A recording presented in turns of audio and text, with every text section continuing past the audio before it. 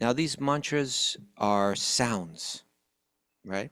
They're sounds with a lot of meaning, but and in one sense, like the picture that's being painted for us these are simple ladies in one sense, village ladies, right?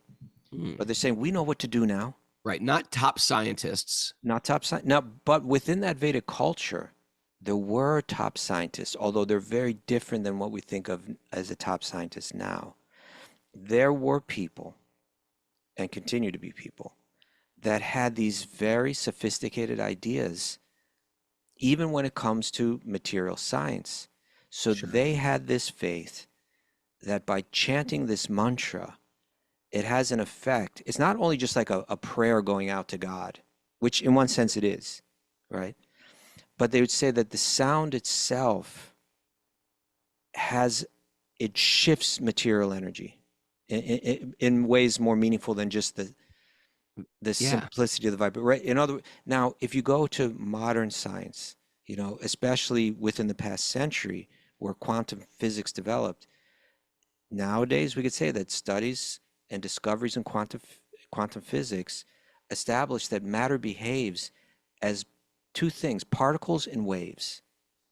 And so that means that at the most fundamental level of material existence, everything in the universe has an underlying vibrational nature, right? Everything is moving. All the atoms, they're vibrating. Sure. And these Vedic scientists understood that thousands and thousands of years ago. And they also Mm. understood that mantras have specific ways of affecting that vibration. And these particular names, they're not just prayers, but they move energy in such a way, in a healthy way. Om Namo Bhagavate Vasudevaya. Om Namo Bhagavate Vasudevaya. Om Namo Bhagavate Vasudevaya.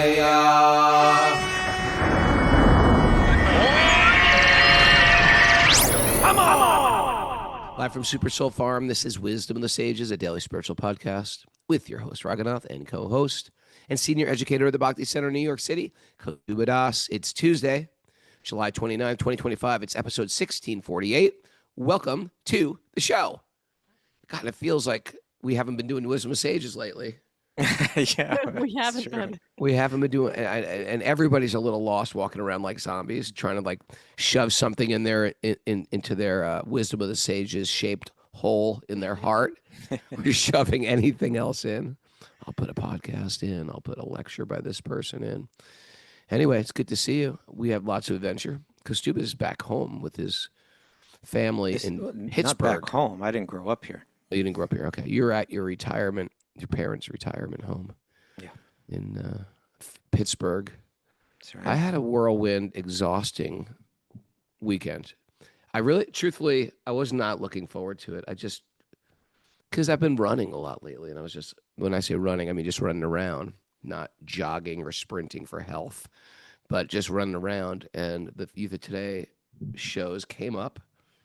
And I was like literally exhausted to do it. And it was awesome. It was really there's something about hanging out with people that you've like grew up with that was so fun. And not only that, because of this community and the Krishna conscious community, so many devotees came out to the show in Rhode Island, in New York, in Long Island, in Philadelphia, and just traveling with Paramananda, Sachi Sutta, Bhakti Vinod, the rest of the guys in the band. It was just like a family. It's the closest thing I got to like a high school reunion. Okay. And a lot of people, those shows, strangely Right. enough, it's like their spiritual life. It's like it was the introduction to they got into Krishna somehow, and they've always sort of kept it hidden behind closed doors, and so they have like a spiritual experience somehow. I think it might have been better than a high school reunion, Raghunath. Probably. Now, I did also hang out with my mom for a day, and I know you're Okay. hanging out with your dad for a day. And there is something very, very confronting. And I'm sure I want to hear your thoughts on this too, about just hanging out with the elderly, especially as you've watched them go through their different, decades of their life, the different seasons of their life. And my mom just got to this place where she goes, I can't walk anymore. I Mm. just can't walk. My father as well. Yeah. And so it's everything the Bhagavatam talks about coming alive. And she's even sort of sharp, and she's even like sort of thoughtful, and she's even very, lucid and stuff like that. But she's just like, my legs don't want to walk. And if I start to walk, I fall down. And she needs a walker. The light this time was we got her a wheelchair, and I wheeled her around like crazy all over Battery Park City, and that was pretty fun. Yeah. But old age is like a reality, and it's something you hear about in the devotees. In the Bhagavatam it says birth, death, disease, and old age, and it was sort of like birth. Well, I guess that's tough. It does make sense to us because we think birth is like this beautiful celebration, but according to the Bhagavatam, birth is a painful thing. And then a disease, we all get that. No one wants to get disease, but we think, well, I'm not diseased. And then and death, we understand death, but old age, unless you hang out with the elderly, you sort of don't. At least for me, it's like I never thought about old age, but it's a real thing that It really maybe is. like the last decade of your life, perhaps. It's like what's your body going to be into this marginal decade, this decade where you're not dead, but you're not necessarily doing the things you love to do. It's an interesting meditation, and in some ways we can. And there's no biohackers that are going to be able to beat this. You might be able to clean up some of the rough edges. You don't do things that are going to cause you pain in your old age. I'm sure but at the same time, we're all going to get old. Yeah. It brings up a lot of ideas. What's going on with your dad? If you don't mind me asking these questions publicly, Yeah. No, it's similar that walking is very difficult now. Yeah. And but not only that, and it's something that the doctors haven't really been able to get to the bottom of, but like his muscles just have no strength in them. So even lifting simple things is very difficult. So yeah, it's challenging. His spirits are good, and like your mother, he's lucid. But you just watch the machinery of your body, deteriorate. That's what's going to happen. And we have a nugget today that speaks to the quality of life. Mm. Anyway, it'll tie in. It's an important one today, I think. What are you doing for your old age body, your marginal decade, sir? I'm sorry? What are you doing? I'm not there You got yet. to do something. You've got to do. I know. Oh, You're just saying like I'm not there yet. Like I'm not harvesting the corn. You got to plant the seed. okay. You got to do I thought stuff you were to asking me like right take now. care of your body for your marginal Well, decade. Well, definitely we should do the best we can to take care of our body so that it'll be as operating as well as it can as we get older. But the thing is the strength of our spiritual life. It can thrive despite any material obstacle. That's interesting. That's a nice way to put it. Yeah, that's for sure. Yeah, but let's face it. If you have a sharp, anyway, there's probably things you could do to help your memory, and to help Those things are there for sure. And But of even course, that, Krishna's always reciprocating. It's not like just because even if your memory was weak, that right. doesn't mean you're don't not have something going on. Krishna's real and enters your heart. There's no such thing as tragic death for a devotee. That's true.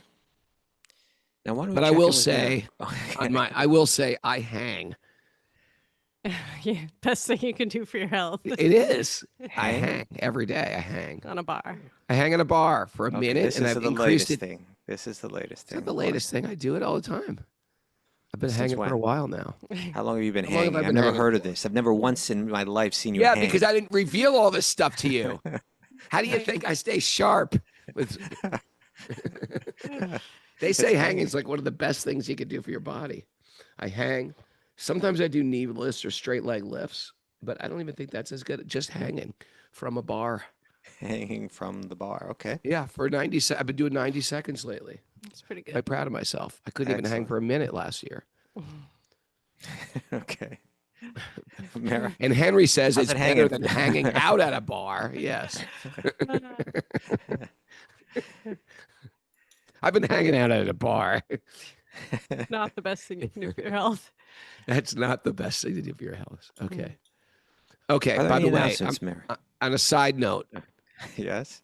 Tyler Childers released a song called Tirtha Yatra. Have you heard that? A couple people sent it to me yesterday.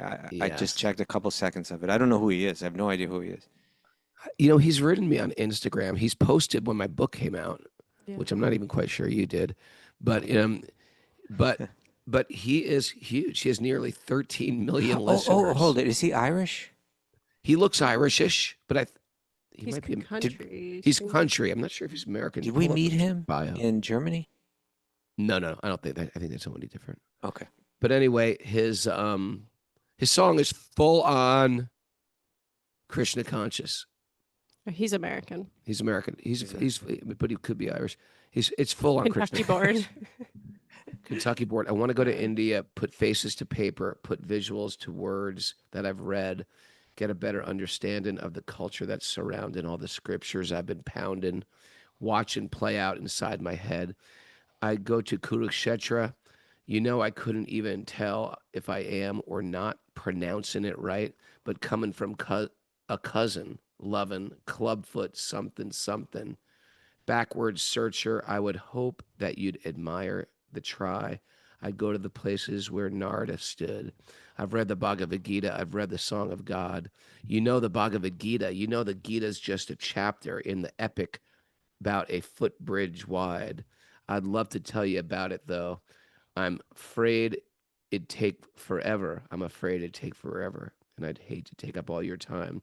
But anyways, I read it. I read it to the credits, and I wrote it masterfully. It took a little under 2 years for me to make it through, but now I'm here telling you it changed me metaphysically. It taught me about Dharma, the thing I ought to do, till the big man dances and starts it all anew. It taught me about Dharma, the thing I ought to do. I wanted Tirtha Yatra, roll like the Pandavas with my brothers and my mom and wife. All the boys could bring their ladies, 'cause the one that Ingrid gave me is the mama to my babies, and I ain't about to split my nights. It wouldn't anyway. It's a popular full-on song? Hare Krishna. Yeah. It's a full-on Hare Krishna country song, with the whole world has been waiting for, except perhaps the country music scene. The country music scene must be like, what? Everybody else is like, yeah. Everybody? Everybody. Anyway, Well, it's a welcome addition. We're going to bring it into the popular culture. yeah, we got to get all the Hare Krishna musicians together for a big "We Are the World." We are the Loka. Raghunath, we got to keep this show going. We're never going to get to this nugget. I know you're flowing here. It's been a long time, man. This is our reunion. This Okay. is our reunion, you and me and Mara. Yeah. How you Speaking been, of Mara? Mara. Mara stayed home. She stayed Yeah. home through all this. Was your peace? Were you peaceful? Yeah. Did you garden? I gardened. I took care of the birds. You know, we got little chicks. Yeah, little Yeah. chicks.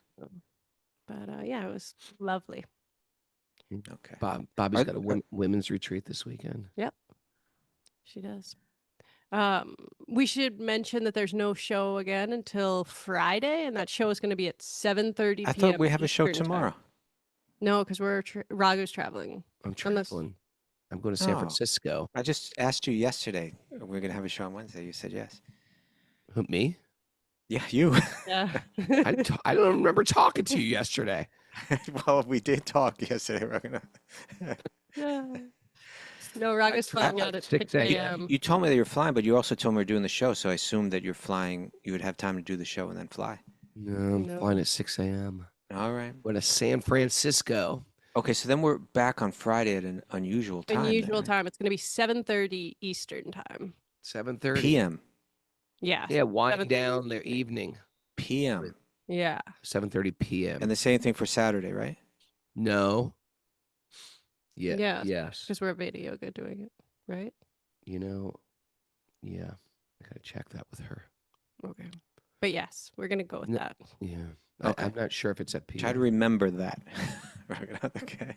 Also gonna- remember that we're talking right now. Okay. We're discussing. And there's people listening to us talking. There are witnesses this time. Gopal, All right. Gopal Nandini says 7 p.m. No, 7:30 p.m. That's right. Yes. Yeah. So have your dinner, have a little wisdom of the sages. That's right. Bring the Yeah. family around. It's prime time almost. It's prime time. Maybe we should do a prime time show. Well, I think we are. That's right. All right. Should Pay we get to the attention, nugget? right? Yeah. Well, before the Nugget, Rath Yatra, see you there in Los Angeles. Kaustubha's giving a great class from 6 to 9 p.m. at Veda Yoga in Los Angeles. Friday Check night. that On out. Friday. Friday Perfect. evening. The world's excited for that. That's I'm giving resetting the algorithm of the mind. Resetting the Algorithm. Intriguing title. Yes. He's an intriguing man. The next day at Veda Yoga, I'm doing a class on Maha Sadhana, which is about an hour of asanas. And then It's wisdom. not just taking Mahaprasad. No, it's not. Not Mahaprasada. Not that kind of Maha. Mahasadhana. It's like, wait a second. What? We got to bring a yoga mat? We're going to sweat? Yes, you are.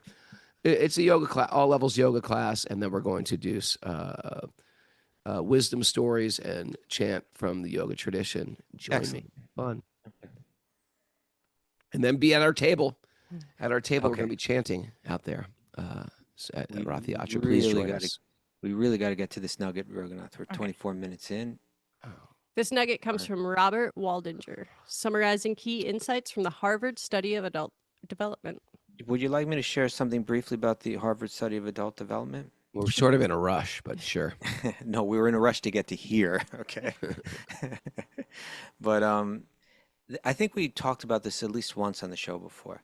But the Harvard study of adult development is the longest running study of adult life and happiness ever conducted. And it began in 1938 following two very different groups of men, Harvard sophomores and boys from some of Boston's poorest neighborhoods. Over the decades, researchers collected health records, conducted interviews, and eventually included the participants' wives and children. Wow. Okay, so it was really the main question of this is like, what determines a good life? And here's kind of his conclusion from decades of studies of, I think it was a study of, I think it was like 734 people, and then Wow. it expanded to their families. All right. Hit it. He writes, the clearest message that we get from this 75-year study is this: good relationships keep us happier and healthier, period. Period. We learned three big lessons. First, social connections are really good for us, and loneliness kills. Wow. People who are more socially connected to family, friends, and community were happier, physically healthier, and they lived longer. Second, it's not the number of people in your life that matters, it's the quality of close relationships. Living amid conflict is damaging, while warm and secure relationships are protective. And third, good relationships don't just protect our bodies, they protect our brains. Seniors in securely attached relationships maintain sharper memories and clearer thinking longer. And when researchers looked at who was healthiest at age 80, it wasn't cholesterol, it was satisfaction with relationships at age 50. Interesting. Yeah. How about 59? Okay, very, very interesting. huh? Your thoughts, Raghunath. This is interesting because we're both hanging out with our parents. Yeah. You know, it's funny. There's a meme, Kaustubha. Meme, yeah. There's a meme I see that comes up a lot on my feeds. It's sort of like, 400 acres, in a tiny little cabin. This is what I want out of life, or this is my retirement. It's like Okay. the idea is like we want to stop being out there in the public in the work world, and I just want to be alone with nothing except nature. And there's something beautiful about that, but there's something also unreal about that, especially if your mind is not peaceful. Big deal. You're alone with your own mind. That could be hellish. It's funny. They did this study for like 80 years, and they find out that the real key to happiness and health is relationships, right? And that's great. That's great science, but for like bhakti yogis, it's like, of course. Of course, it's about relationships. Our whole practice is about how we relate. Practically speaking, you can't even practice bhakti without relationships because we're all about trying to render service to the devotees of God. Not just how we relate to God, how we relate to each other, how we treat other devotees, how we treat other people, period. How we treat every living being, even the animals, the plants, everything around us. Bhakti puts relationships in the center. Why? Because everything is personal. Yeah. Everything. There, n- atheistic science has taken personhood out of nature, right? There's all this beautiful etiquette, how we speak to each other, how we serve each other, how we honor each other, because that's how the heart softens. Even when you and I get on the show in the morning, or even me and Mara, when we wake up in the morning, please accept my humble obeisances. We actually say that. We I do. say that to you every day. Please accept my humble obeisances. And we mean it. It's not just perfunctory. It's not just rote. We actually mean we are honored to see each other, right? The point is when our heart is engaged in this type of loving relationship, especially God-centered loving relationships, everything else aligns, right? And that's not just some mystical idea the Harvard researchers, basically proved. It's our health, it's our happiness, it's our longevity. It all depends on how we relate. And in bhakti, it's like a side thing. Or rather, it's not just a side thing. It's the thing. It's the thing, Baba. Okay. I'm with you. Yeah, and it's interesting that you brought up like atheistic science because I was also thinking that because I suppose the most interesting thing about this idea was it was a study, a 75-year study that was like very broad. It's pretty amazing. A 75-year study. Yeah. At year 70, where they like, well, we're not ready yet. We're not ready to show the 5 more results yet. years. 5 more years. I might be They got, dead we by got then. it. We got it. I Eureka. need to know. I've been working on this my entire life. But it wasn't just studying happiness, but it was also studying health. So like there's a psychological element to it, but there's also like a biological element to it. And it was showing that there's a connection, and you might assume that your physical health, we studied 750 men, and we found that those who had lower levels of cholesterol were healthier, and it manifested Right. in these ways. They're saying it actually wasn't that, right? The people that were still healthy, getting around, surviving and thriving physically, the what they shared in common most was that they had healthy relationships at the age of 50, right? That at that Wasn't point in their just life, hanging from a bar. they didn't mention anything about They bar mentioned hangings. in 75 years, they mentioned nothing about the bar. I think Okay. the bar is breakthrough information now. That's why It may be. It's it's the new new thing. science. It could just ruin this entire theory. All right, But go on, please. well, so my point is that how do you explain that? Now, from the perspective that we get from Bhakti Yoga, we would say, well, we get this, that the universe is meant to teach you something in so many ways, and you'll be even healthier physically if you're moving in harmony with the lessons that you're meant to learn, and that has everything to do with relationships, right? Like in other words, fundamentally, let's just break this down. What is this world for? What are we doing here? Is there a meaning to it? Is there purpose to it? Srimad Bhagavatam is going to say, yes, there is, right? It's a type of reform school that we're going through, right? There's Love that phrase. Love yeah, that phrase. reform school. We're in reform school, Okay. right? And yeah, we're meant to be reformed and meant to be trained here. What are we being trained to do?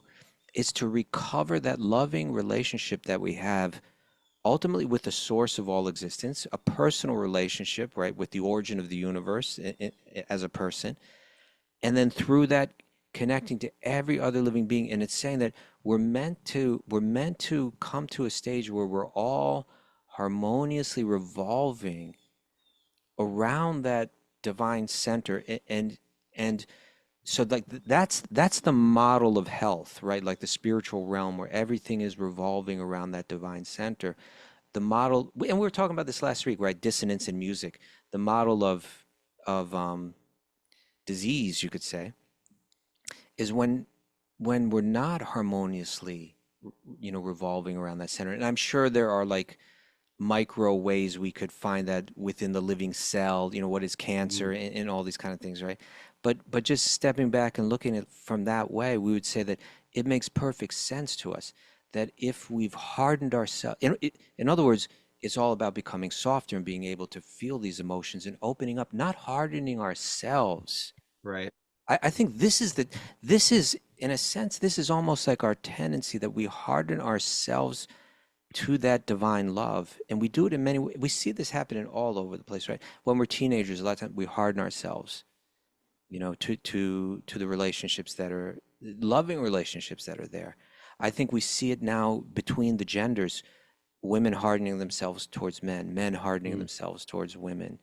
Oh, yeah. And, or just in so many other ways, it's like, I don't need you. We judge each other and then we cut relationships off and we become harder.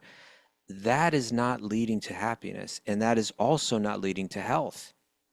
And so it would make sense from a bhakti perspective to say that as we learn to soften, as we become tolerant, as the petty things of this world mean less to us, and we actually begin to come in touch with our true nature, which is loving, which has everything to do with selflessness and service, that the body responds to that, that there's a health in the body when there's that kind of healthy mindset or healthy attitude, that these would naturally correspond.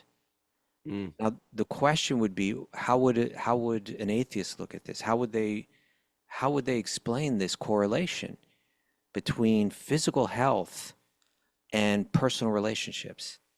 And I'm sure, I would imagine that, they would argue that, oh, well, this is how evolution works, right? Like we survive better in groups. In tribes, in Yeah. herds. Yeah, they would probably explain away any meaning, that we survive better in groups. So people that are better in groups are going to survive longer and have healthier, they would come up with some of that. That's Honestly, a good point. That's a good point. Maybe those. I don't think it's a good point. I Why? really don't. I really, in other words, they're saying there's no meaning to this all. Everything, we could just use this super broad brush and just say that's how evolution works. Right.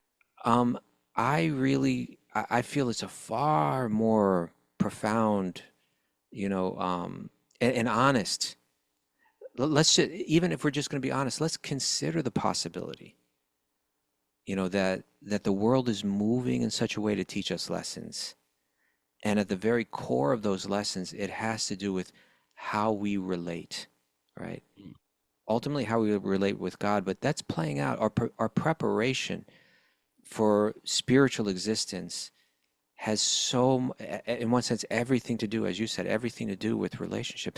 And you know what? Also, Raghunath, is I think that in the impersonalistic interpretations of Vedanta, Yeah. right, where the idea is that it embraces so much of what the Bhakti schools of Vedanta embrace about the world and how it works, and there's the self is eternal and by nature blissful, and we're moving, understanding what the mind is and how it works, understanding the law of karma, the gunas, the force of time, the paths of yoga and how we transcend them. The impersonal paths share so much, but I also feel this is after about 40 years of practicing Vedanta and practicing Bhakti, I really feel that there's a hardening that takes place in the impersonalist schools, right? Where it's like eternally there's nobody else but me, right? Like that, in a sense, that's what this philosophy is saying. It's a very withdrawn, as like say a Jnani yogi withdraws from the world, right? I withdraw from family. I withdraw from home. I withdraw from society. I go within myself. And but there's this underlying kind of attitude, you could say. I don't need anyone. I am everything, right? That's there. The bhakti idea is externally so much of what we embrace is the same, but internally the attitude is very different. When we speak about when great sages starting, at least going back as far as Ramanuja, they would speak about this surrender, right? This this giving up of resistance, and they spell out these 6 symptoms of surrender, and 2 of them are like seeing God as one's maintainer and seeing God as one's protector. Right? Like not hardening. I don't need any maintainer. I don't need any protector. No, no, no. I recognize that my very existence is dependent on this other being. Have I hardened myself to that being? Right? And is that hardening, does it manifest in a sense of disease in terms of metaphysically where I'm at? But even physically, right? Even physically, is it playing out? That I would see this study as supporting the idea of bhakti, right? That we're meant to learn how to um, harmoniously operate with other living beings. And if we do that, it manifests not only in our psychological happiness, but even in our physical happiness. Interesting, huh? Very interesting. So we have to be nice to each other, Kaustubha, as we get Okay. older, of our own mental health and well-being. Yeah.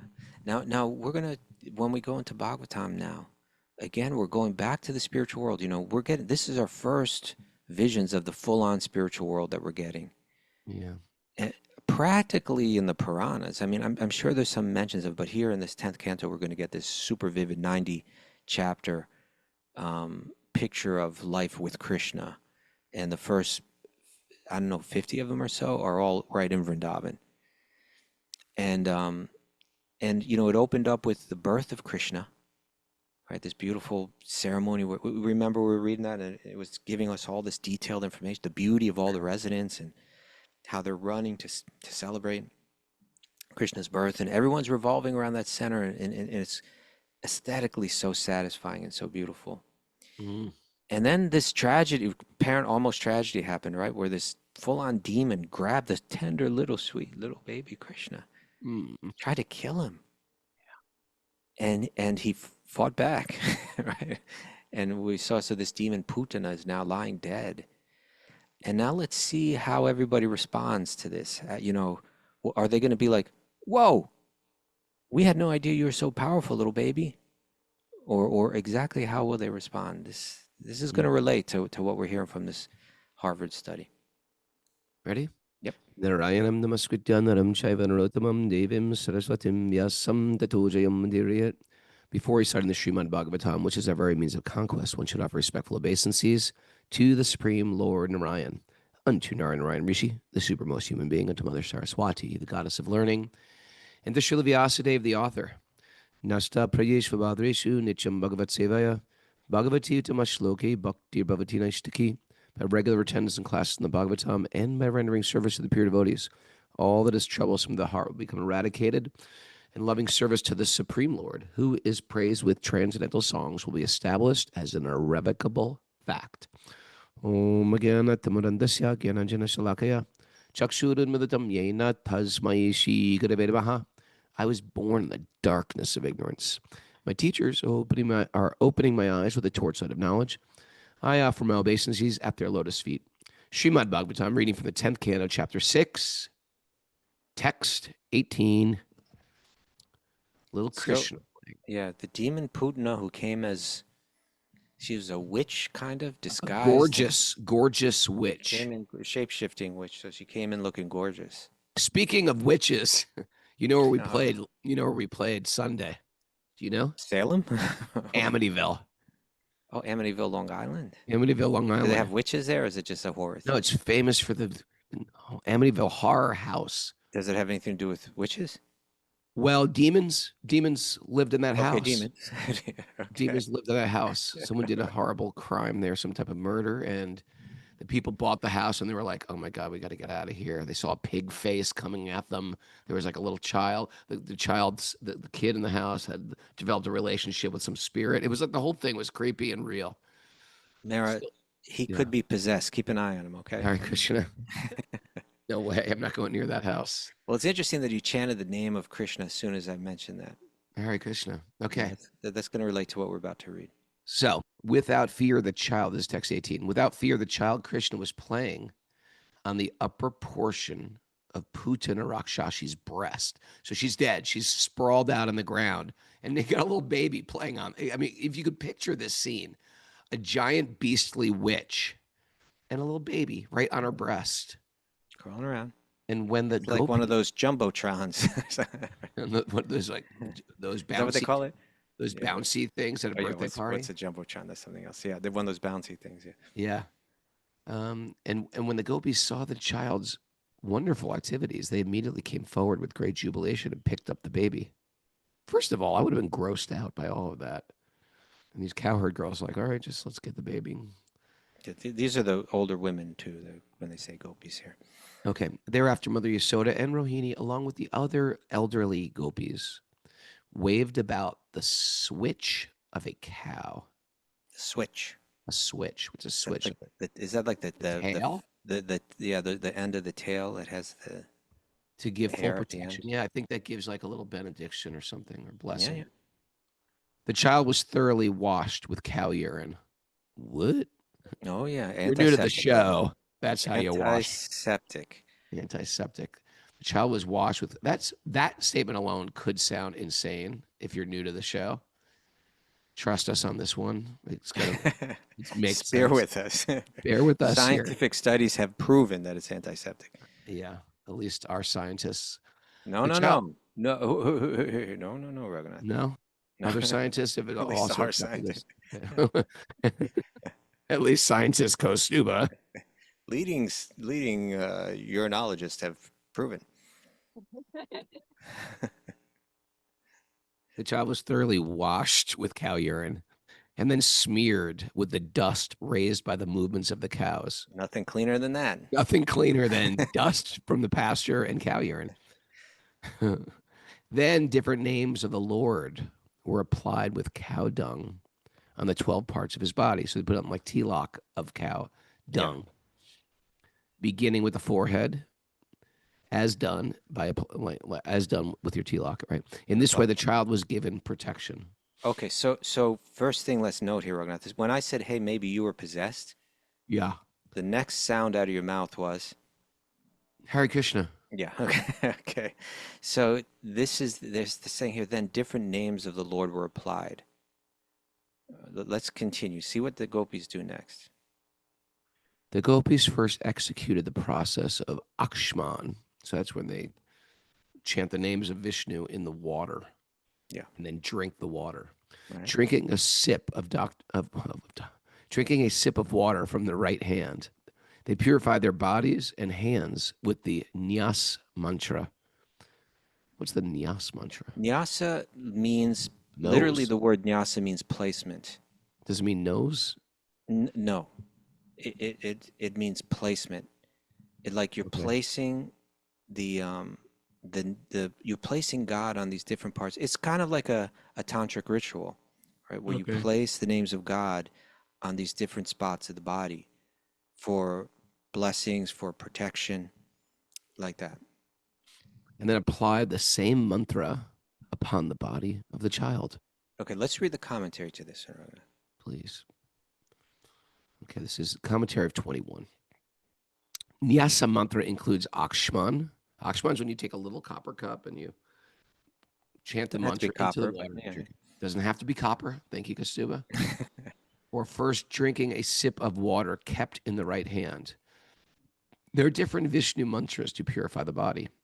The gopis, and in fact, any householders knew the process for being purified by chanting Vedic hymns. The gopis executed this process first to purify themselves and then to purify child Krishna. One executes the process of anga nyasa and, Yeah, so anga means the limbs, right? And Right. nyasa And- means placement on the limbs. and kara nyasa, simply by drinking a little sip of water and chanting the mantra. The mantra is preceded with the first letter of the name, followed by anusvara and the word namaha. Om namo jas tavangri avyat mam mano mani mums tava janunmi avyat, and so on. And so on. Everybody knows that. Like everybody knows that, right? You know. And so on. By losing Indian culture, Indian householders have forgotten how to execute anganyasa and are simply busy in sense gratification without any advanced knowledge of human civilization. You know what I was thinking? You know, like Kaustubha lives on the Upper West Side, right? Yeah. The Upper West Side was filled with meadows and ponds, and you know what I mean? And it's like any connection like with the earth, except Central Park, is sort of lost. Even though for most of history, except for the last 200 years, it's been this city. So there's like a disconnect with the actual earth, with the land. Like, for example, Canal Street was a giant canal coming from a lake, you know, things like that. We've forgotten about those things. India is shifting into this next phase practically presently, like holy places. There's huge major highways being built through holy places. It's like, at least to get a glimpse of the old world, you better get your butt to India ASAP. This isn't a pitch for my pilgrimage, but I'm just saying we've witnessed it happen, Kaustubha. There used to be a dirt road, practically speaking, or a single lane road to go to Vrindavan. And there were peacocks everywhere. Everything has changed, and it's rapidly changing right now as we speak, becoming what New York City is compared to living on the island It's of getting covered, sure. getting covered. You can still go to these places, but they are definitively different than they were. And you When bring that up now because I bring that up because Prabhupada said something about losing Indian culture. losing Indian culture, losing Indian culture. And Yeah. so these places of pilgrimages, what's it going to be, like a subway stop? Okay, you know. You know what I found just interesting about this commentary? One thing. Tell me. So we just heard something that is going to strike most Western minds as saying, okay, hold it. Their child was just in this danger. They grabbed the child and they started doing all of these kind of like rituals. And superstitious These rituals. superstitious rituals, they were putting cow dung on the baby. It's like, oh, you're like, the baby's purified because you're covered Right. in cow dung and dust. Well, And scientific then studies show. dung. No, I Scientific, understand. I understand. yeah. Studies do show. But that's going to tie into my point now is that not only that, but okay, then they started like chanting all these mantras. Sure. Now these mantras are sounds, right? They're sounds with a lot of meaning, but and in one sense, like the picture that's being painted for us these are simple ladies in one sense, village ladies, right? But they're saying we know what to do now. Right. Not top scientists. Not top science. Now, but within that Vedic culture, there were top scientists, although they're very different than what we think of as a top scientist now. There were people, and continue to be people, that had these very sophisticated ideas, even when it comes to material science. So Sure. they had this faith that by chanting this mantra, it has an effect. It's not only just like a prayer going out to God, which in one sense it is, right? But they would say that the sound itself it shifts material energy in ways more meaningful than just the Yeah. simplicity of the vibe. But right, now, if you go to modern science, you know, especially within the past century where quantum physics developed, nowadays we could say that studies and discoveries in quantum physics establish that matter behaves as two things, particles and waves. And so that means that at the most fundamental level of material existence, everything in the universe has an underlying vibrational nature, right? Everything is moving. All the atoms, they're vibrating. Sure. And these Vedic scientists understood that thousands and thousands of years ago. And they also understood that mantras have specific ways of affecting that vibration. And these particular names, they're not just prayers, but they move energy in such a way, in healthy ways. And, you know, this is something that, you know, studies have been done. It's a field called cymatics. I believe is how it's pronounced, but it's the study of visible sound and vibration. Interesting. Yeah, and it shows, I did a little research here. It shows how frequencies can create organized patterns in matter, such as Oh, in sure. water and sand and in other particles. So when a surface like a metal plate or a dish of water is vibrated at specific frequencies, Right. Or a skin with sand on it, like a rubber okay, skin, like the head of a snare drum or something with a bunch of uh-huh, sand. Then you hit that vibration and right. mandalas are forming, or Yes, yes. right? They arrange themselves into distinct, often geometric patterns. Different frequencies produce different shapes. So this demonstrates that sound is not just something that we hear, but it has broader physical effects on matter, and and it can affect the health of the body, the health of the mind. You know, it can affect so much. So these ladies, their idea was these mantras are powerful. It's more than just some prayer that we're making. And now they're gonna very now they're going to place these mantras, this nyasa, they're going to place these mantras on every part of Krishna's body, chanting a mantra that is meant to establish and place God in a vibrational form on each of the parts of this little baby's body, right? And Interesting. yeah, why don't we read from it? Read where they go. But there's more to say about this. But All right. You want the purport of 22, 23? read 22 and 23, please. All righty. Interesting stuff. Even in the house. Wait, we didn't read the text of this one. Or wait, are you talking about? You read 21, right? Yeah. What do you want to read? The next The verse? next, yeah, the next two, 23 and Oh, 22 okay. and 23. Okay, so Sukadeva Goswami informed Maharaj Parikshit that the gopis, following the proper system protected by Krishna, protected Krishna, their child, with this mantra. Okay. May Aja, right, protect your legs. May Maniman protect your knees. Yagya, your thighs. Achyuta, the upper part of your waist. May Hariagriva, your abdomen. May Keshava protect your heart. May Isha protect your chest, the sun god your neck, Vishnu your arms, Urukrama your face, Ishvara your head. May Chakri protect you from the front. May Sri Hari, Gadad Hari, the carrier of the club, protect you from the back.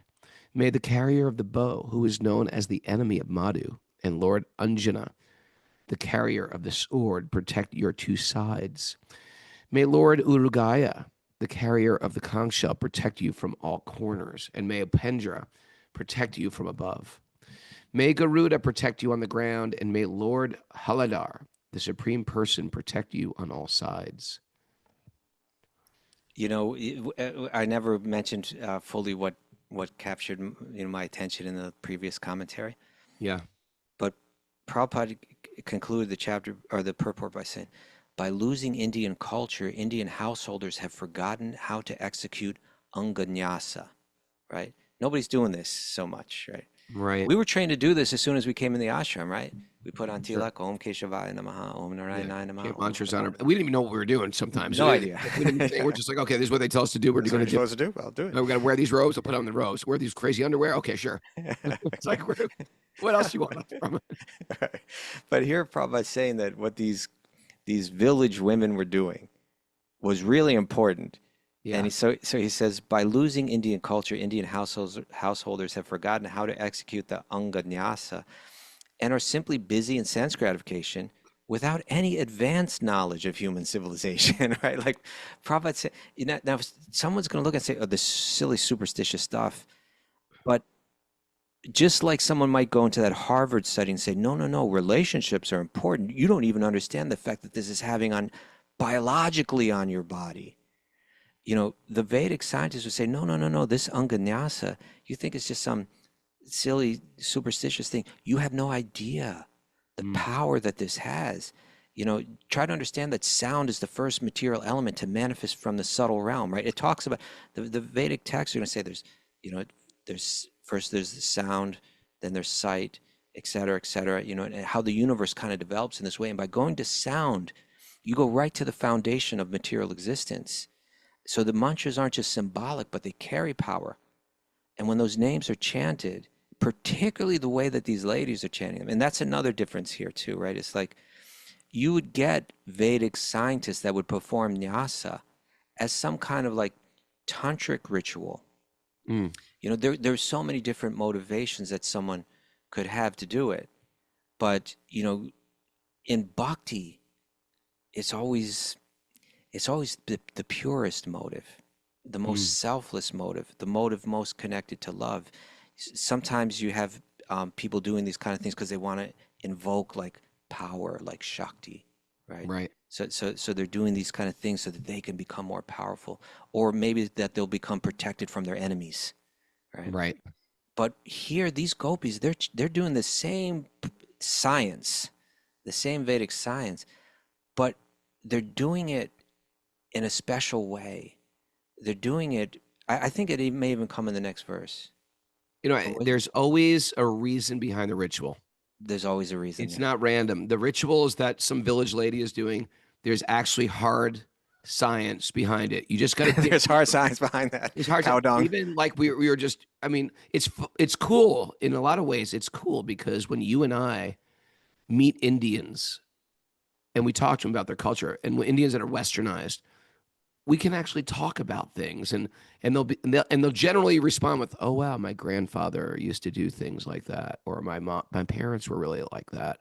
You know, it's some connection to that ancient world before the homogenization of cultures, Right. which has happened within our lifetime. We've watched the homogenization of all cultures. They become, you know, we dress the same, look the same, we eat the same food, we eat the same grains, we eat the same vegetables. Everything's just become, watch the same movies. Yeah, yeah. But yeah, it's beautiful when you dig into this stuff. Well, let's do one because we just have a few minutes left. Read up to text 30, Raghunath, because they're going to chant all these names. We can hear the names. Okay. And then there's one last point I want to share from text 30. May Rishikesh protect your senses, and Narayan, your life air. May the master of Svetadweep protect the core of your heart, and may Yogeshwar protect your mind. It's a good name, Yogeshwar. Mm-hmm. May Lord Prishni Garba protect your intelligence, and may the Supreme Personality of Godhead, your soul, and the Supreme Personality of Godhead, your soul. While you are playing, may Govinda protect you, and while you are sleeping, may Madhava protect you. May Lord Vaikuntha protect you while you are walking, and may Lord Narayan, the husband of the goddess of fortune, protect you while you are sitting. Similarly, may Lord Yagyabuk, the fearful enemy of all evil planets, always protect you while you enjoy life. Please continue.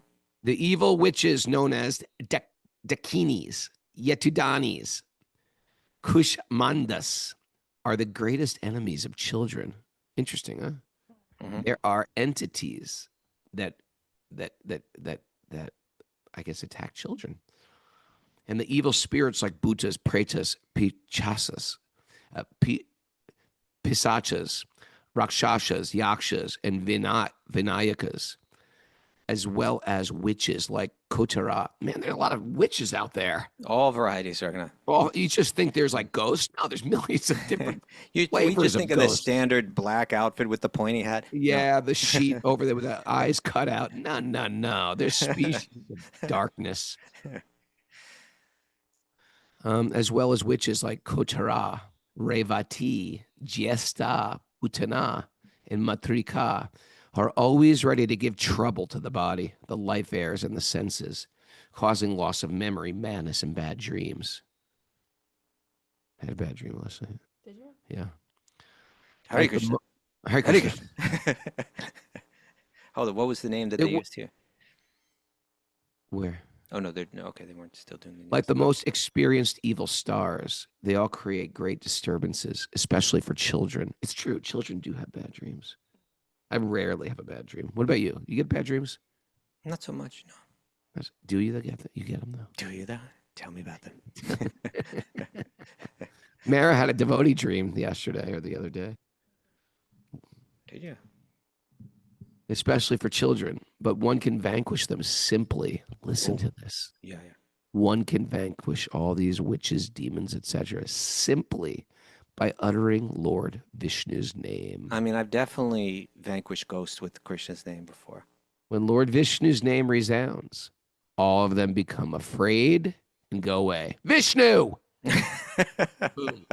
Okay, read one more verse, Raghunath. Text 30. Srila Sukadeva Goswami continued. All the gopis headed by Mother Yasoda were bound by maternal affection, and after they thus chanted mantras to protect the child, Mother Yasoda gave the child the nipple of her breast to suck, and then got him to lie down on his bed.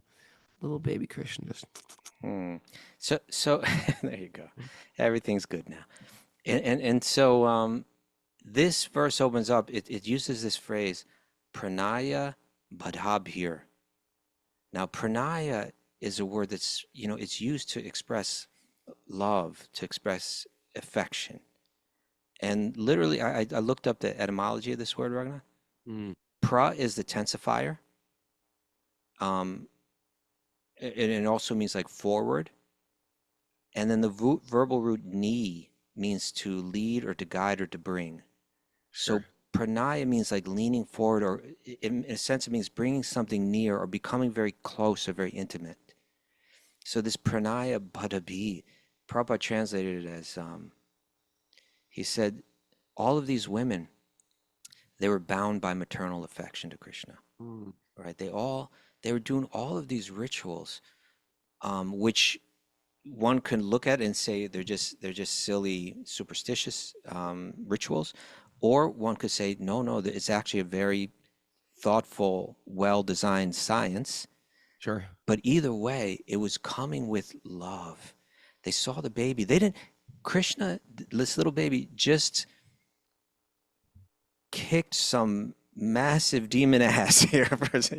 Like he just took down. He just took down. Children listening to this show, Kaustubha. He took down a demon that was like 18 miles long, right? This little baby. None of them turned around and said, "Whoa, you are powerful." Their maternal affection was so deep that they came forward and said, "We need to protect you from any kind of evil influences like this. Again, we got lucky this time." And then and all of these rituals where they're chanting Krishna's name and placing upon, it's a way of them showering their love on him, right? And it all has to do with the deep relationship that they have with him. It's an expression of that. So on one hand, we're hearing today, we're hearing now that there's this subtle science of protection. Yeah.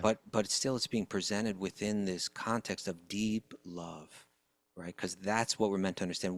Why is this universe training us, even through how physical health is tied to how we relate to others? Why is it all? What is it designed to teach us? It's designed to bring us to the stage where we have hearts like these women, where they're so soft. They haven't been hardened in any way. There's no like, I'm a rugged individual and I don't need others, or right. It's entirely soft, and they're gushing with this pranaya, with this feelings of love, and it's all revolving around this sweet little baby Krishna, and it's formed into a mandala, right? It's formed into a design where they're all around him in this healthy vibration, and they're existing in that world, very happily. We're meant to get there. We're going to pay you overtime for this podcast, Kaustubha, because we are over time. 6 minutes over, yeah.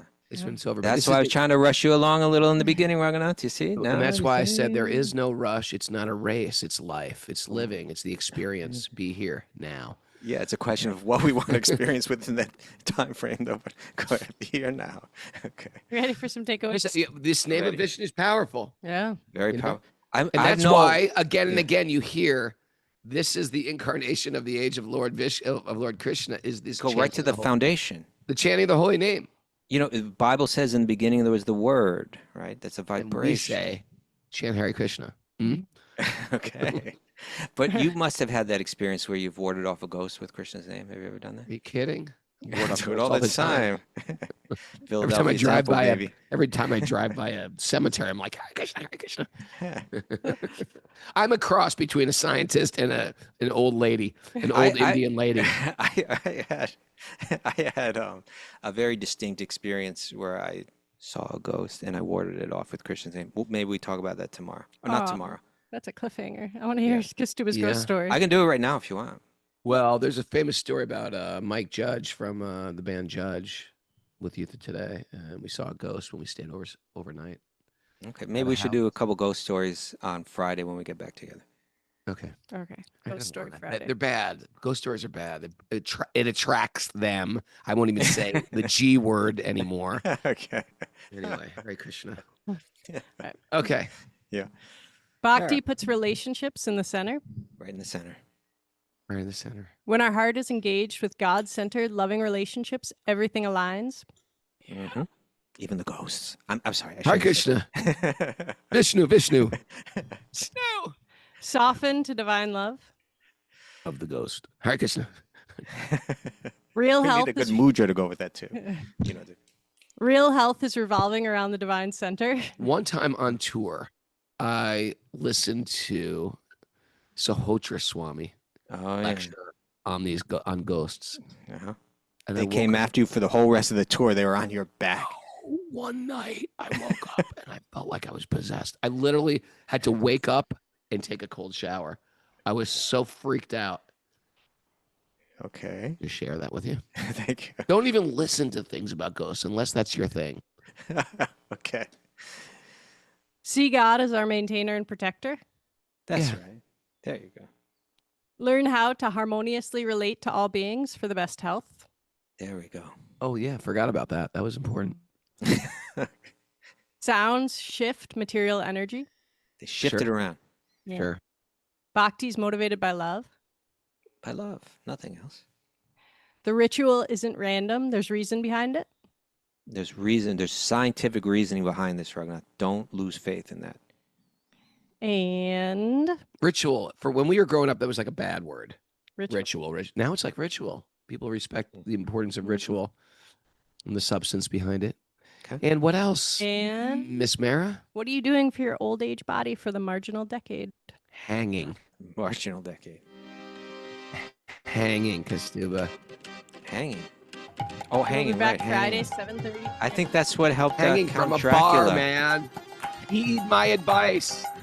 Strengthens your entire. They say that hanging actually helps your memory.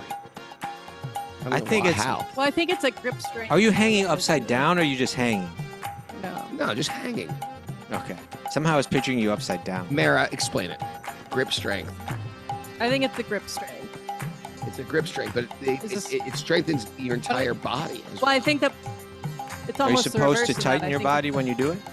You can't help it. You're holding your body up. You're using your abdomen, your chest, your shoulders, your wrists. Grip. Okay. I think push-ups do the same thing. Do push-ups. Hanging's better, but do push-ups. Okay. Anyway, everybody, thanks for joining us. Wisdom of Sages is a community-supported podcast. And remember, long life and longevity will follow you if you support our community financially.